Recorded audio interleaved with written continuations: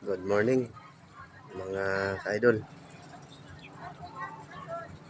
Pasyal-pasyal muna tayo pag may time kahit maraming problema para mabawasan yung stress natin.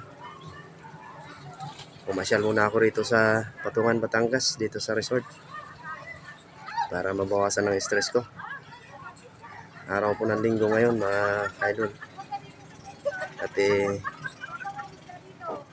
nagbabawas lang ako ng stress sa sarili ko gawa ng dami kong problema. Ito ang view niya mga ka-idol. Ang ganda. Super ganda ng view dito sa lugar ng Patungan, Batangas. Yan mga ka-idol, daming yung mga view ng lugar na to. Tabing dagat mga ka-idol. Ayan, may naliligo pang dalawang chicks Ayun maganda mga ka-idol. Ayun mga ka-idol Yun, tanaw na tanaw yung lugar ng bundok ng Bataan mga ka-idol. Ayan pa yung sanctuary yung sa gilid na yan.